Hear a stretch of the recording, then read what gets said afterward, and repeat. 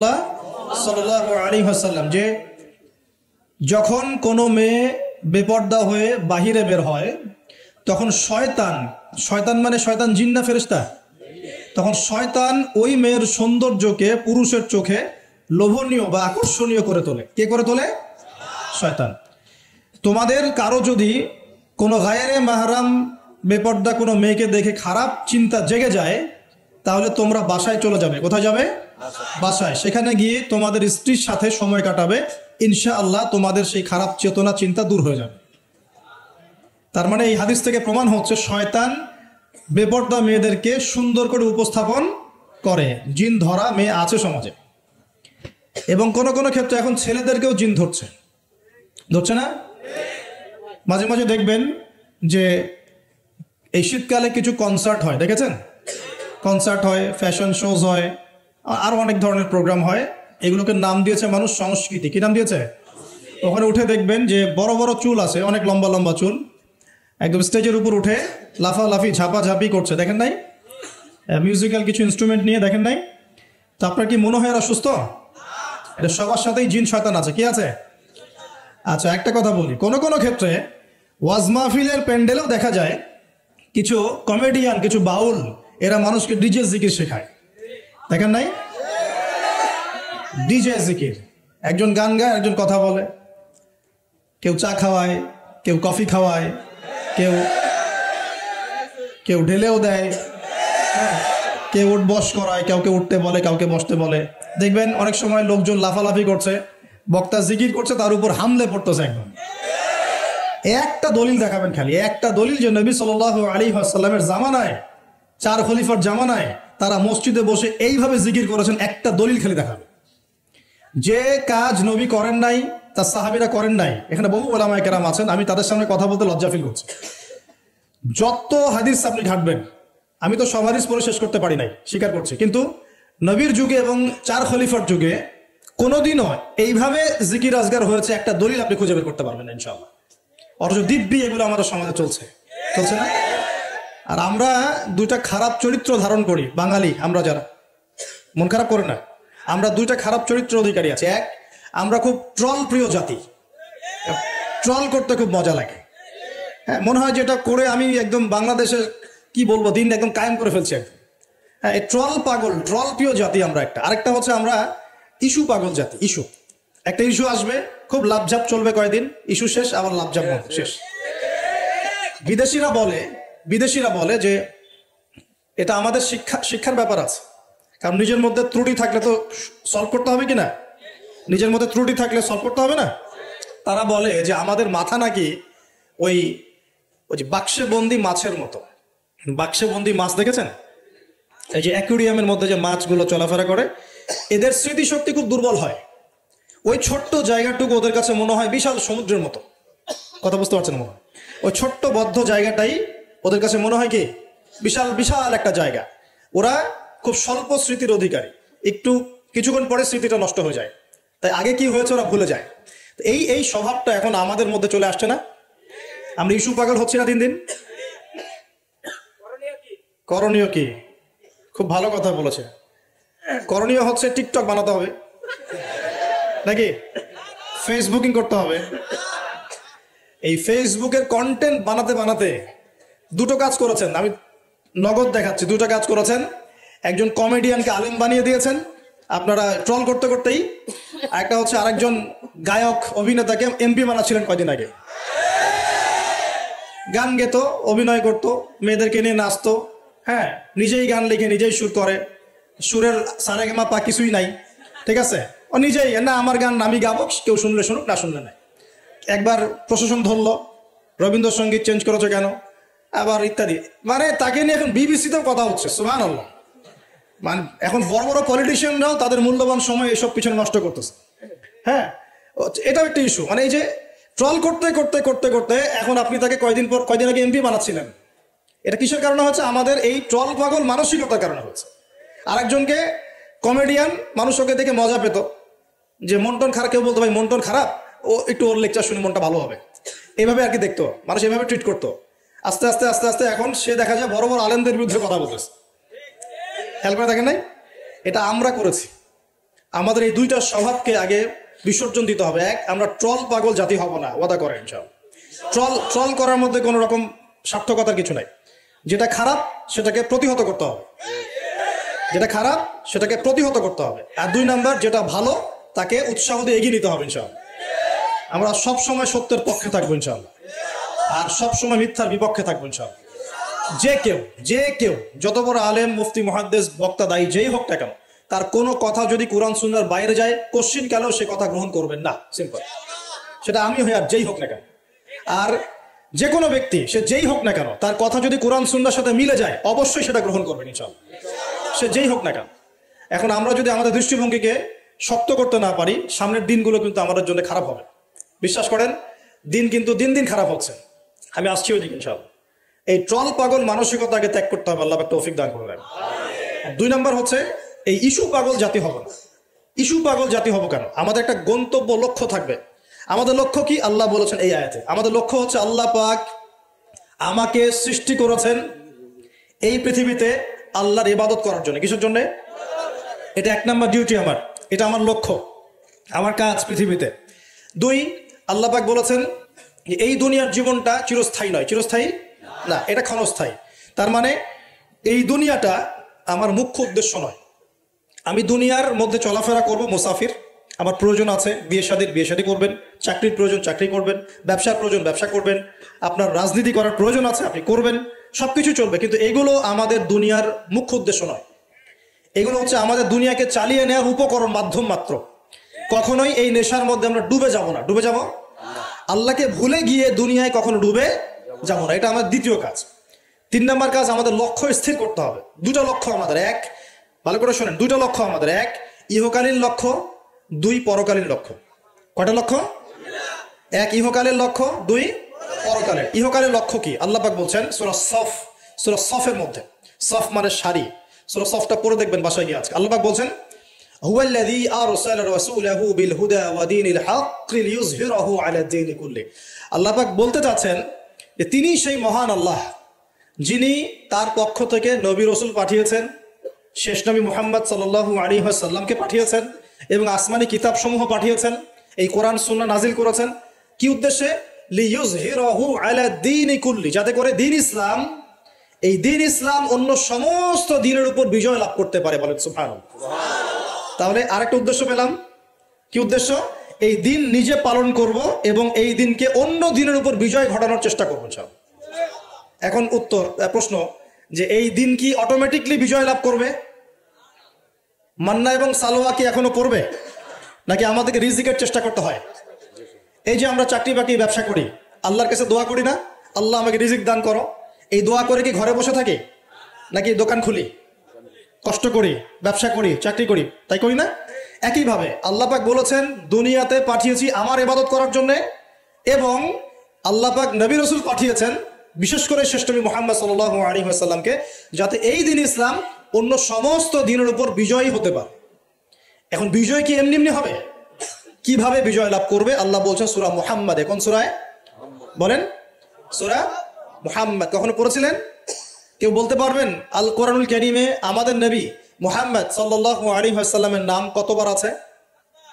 কতবার? 4 বার। কয়বার? তাও কাছাকাছি গিয়েছে, আলহামদুলিল্লাহ, শুকরিয়া।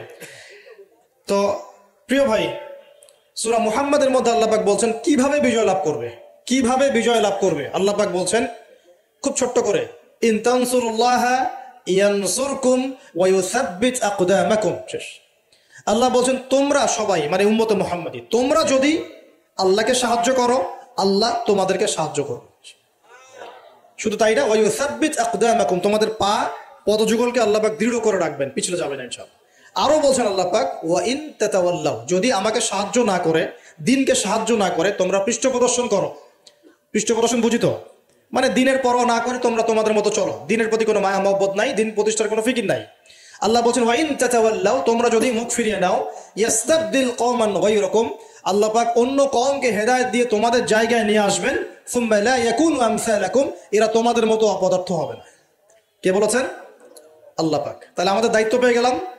1 নাম্বার কাজ হচ্ছে এই দুনিয়াতে এসেছি আল্লাহ পাকের ইবাদত করার জন্য, শেষ।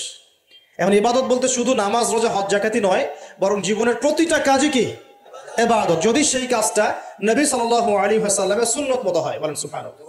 প্রতিটা কাজ। এই যে এমনকি স্ত্রী সহবাস করাও, স্ত্রী সহবাস মানুষ কেন করে? এটা আমাদের প্রবৃত্তির চাওয়া, এটা প্রবৃত্তি দমন করার জন্য হালাল পথ প্রয়োজন, হারামে গেলে গুনাহ হয়ে যাবে। এই জন্য হালাল পথে গিয়ে স্ত্রী সহবাস মানুষ করে, এর মধ্য দিয়ে বংশবৃদ্ধি হয়। এই কাজটা তো আমরা আমাদের স্বার্থে করি। ইস্তেঞ্জা, পেশাব পায়খানা আমরা কার স্বার্থে করি? আমাদের স্বার্থে না অন্য কারোর স্বার্থে? খাওয়া দাওয়া কার জন্য খাই? নিজের জন্য না অন্যের জন্য? ঘুমাই কার স্বার্থে? আমার ভালোর জন্য না অন্যের ভালোর জন্য? এই যতগুলো কাজ আমরা করি, ঘুম, খাওয়া, ওঠা বসা, চলাফেরা, স্ত্রী সহবাস, পেশাব পায়খানা, ব্যবসা বাণিজ্য, চাকরি বাকরি, রাজনীতি, অর্থনীতি, সবকিছু, প্রতিটা কাজকেই ইবাদত হিসেবে গণ্য করা যাবে যদি সেই কাজটা রাসূলুল্লাহ সাল্লাল্লাহু আলাইহি ওয়াসাল্লামের সুন্নত মতো হয়। বাস, পারা যাবে না ইনশাআল্লাহ। একটু নিয়াতটা পরিবর্তন করে কাজের পদ্ধতি চেঞ্জ করলেই ইবাদত হয়ে যাবে। বাসায় গিয়ে যদি ঘুমান, একদম ঠাপাস করে লাইটটা অফ করলেন আর এই যে মোবাইল টিপতে টিপতে ঘুম দিলেন, এই ঘুমে কোনো নেকি নাই। কি আছে? কোনো নেকি নাই, কিন্তু খালি রেস্ট নেওয়া হবে আর কি। রেস্ট নেওয়া, ওই ঘুমের মধ্যেই শয়তান এসে চেপে ধরবে, ধরে না শয়তান চেপে ধরবে। আর যদি বিছানটা সুন্দর করে ঝাড়েন, বিসমিল্লাহ বলে লাইটটা অফ করেন, দরজাটা বিসমিল্লাহ বলে বন্ধ করেন, এই যে আপনার খোলা যে পাত্রগুলো আছে, পানি খাওয়ার পাত্র, জগ, গ্লাস, এগুলোকে বিসমিল্লাহ বলে ঢেকে দেন।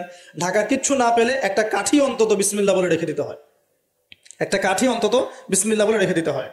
তারপরে আপনি মশারি খাটাচ্ছেন, বিছানা ঝাড়ু দিচ্ছেন, পারলে একটু ওযু করে আসলেন, এসে পড়লেন একবার সূরা ইখলাস, একবার ফালাক, একবার নাস, মানে কুল হুয়াল্লাহু আহাদ, কুল আউযু বিরাব্বিল ফালাক, কুল আউযু বিরাব্বিন নাস পড়ে ফু দিয়ে এভাবে মাথাটাকে মাসাহ করলেন একদম গায়ের নিচ পর্যন্ত। এই কাজটা আরো একবার করলেন, মানে 3 বার করলেন। এরপর আয়াতুল কুরসি পড়লেন, সূরা বাকারার শেষের 2টা বা 3টা আয়াত পড়লেন, যদি সম্ভব হয় সূরা মুলকটা পড়লেন। ওটা পারছেন না, ঠিক আছে, 33 বার সুবহানাল্লাহ, 33 বার আলহামদুলিল্লাহ, 34 বার আল্লাহু আকবার পড়লেন। পরে ডান দিকে কাত হলেন, হাতটাকে গালের নিচে রাখলেন, রেখে বললেন আল্লাহুম্মা বিইসমিকা আমুতু ওয়া আহইয়া। কি বললেন?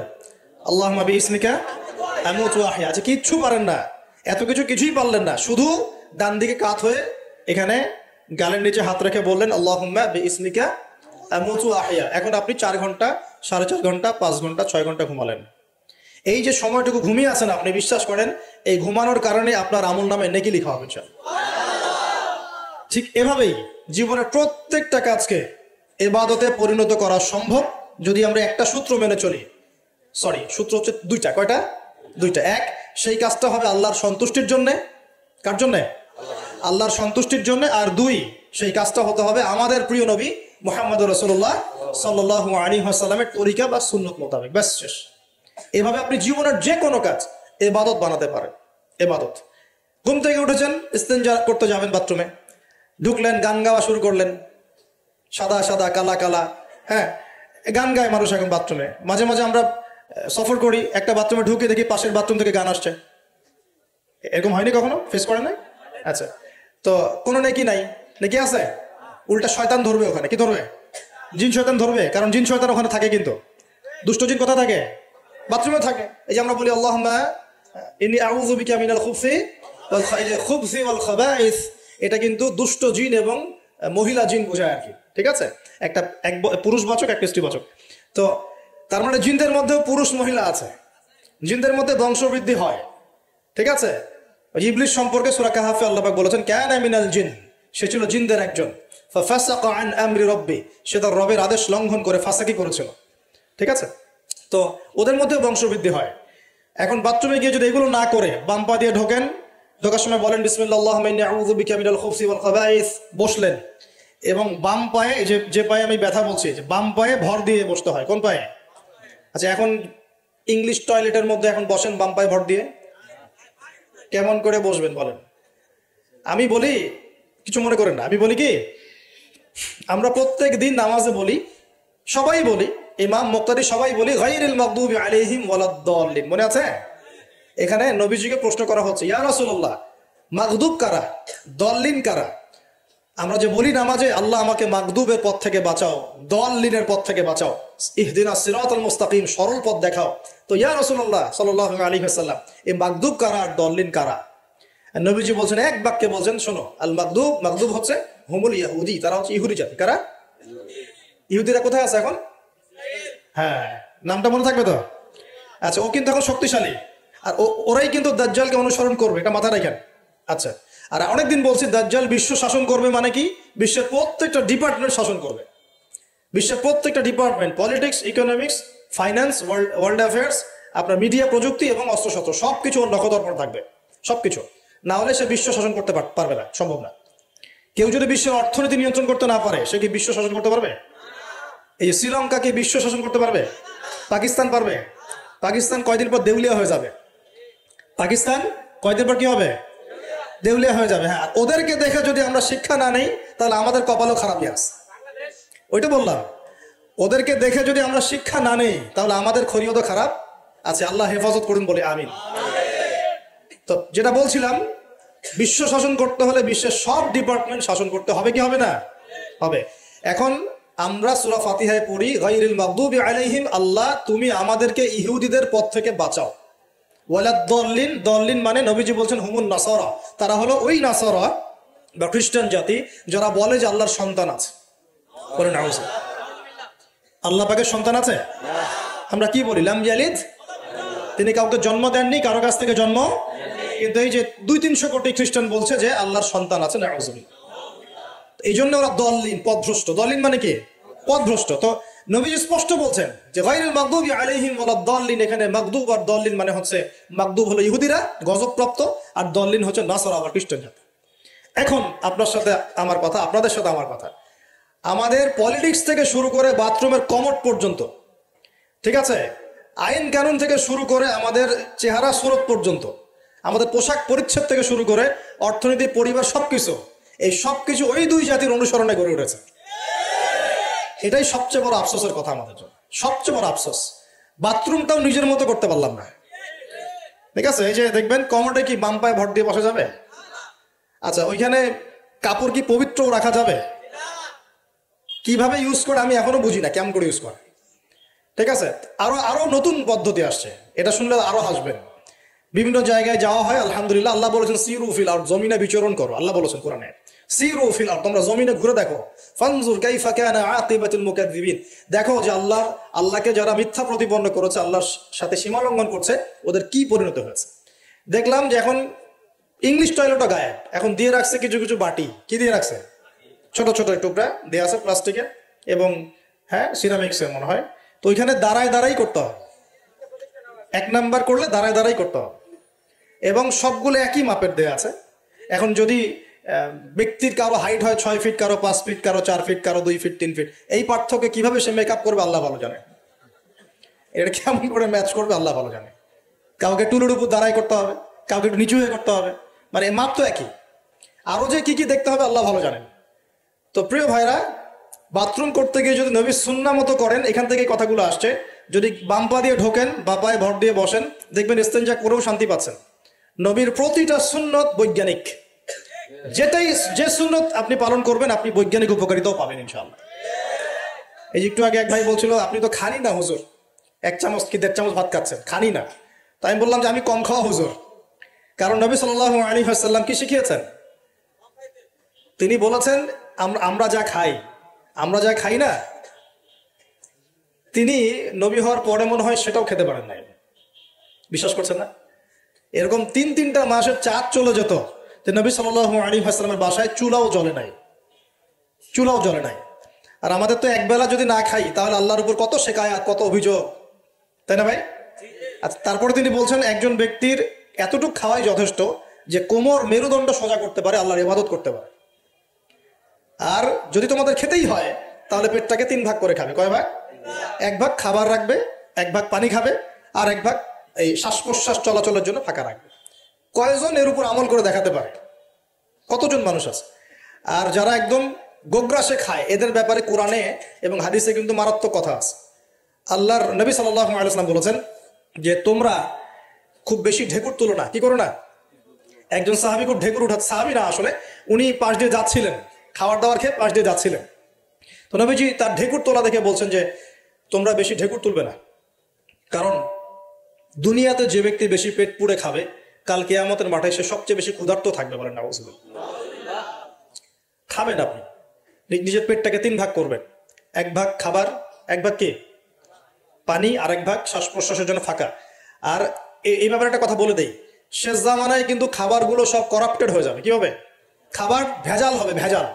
এটার দলিল সূরা কাহাফে আছে, আমি এটা ব্যাখ্যা করবো না আজকে। সূরা কাহাফে আছে, আমি ব্যাখ্যা করবো না, শুধু ইন্ডিকেশন দিচ্ছি। 309 বছর ঘুমিয়েছিলেন আসহাবুল কাহফ। কত বছর?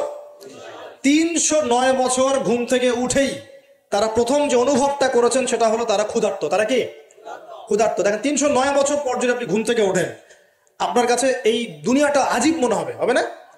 কিন্তু উনারা ক্ষুধার্ত, পকেটে কিছু মুদ্রা ছিল, যেই মুদ্রাগুলোর মান 309 বছরও কমে যায় নাই। কমে গিয়েছে না। এখন আপনি আপনার মুদ্রা নিয়ে ঘুমান 300 বছর, দেখেন তারপর কি হয়। কি হবে? টাকা থাকবো না যাইবো না? আচ্ছা, তারপরে শুনেন, এরপরে উঠেই তারা বলছে ফালিয়ানজুর আইয়ুহা আজকা তুআমা, এই মুদ্রাগুলো দিয়ে বাজারে কাউকে পাঠাও, তোমাদের 9 জন 10 জনের মধ্যে একজনকে বাজারে পাঠাও। ফালিয়ানজুর, সে যেন বাজারে গিয়ে দেখে আইয়ুহা আজকা তুআমা, কোন খাবারটা পবিত্র খাবার, ফ্রেশ খাবার। ঘুম থেকে উঠেও ফ্রেশ খাবারের দিকে তাদের নজর কেন? আর এই সূরা আপনাকে দাজ্জালের ফিতনা থেকে বাঁচাবে কেন?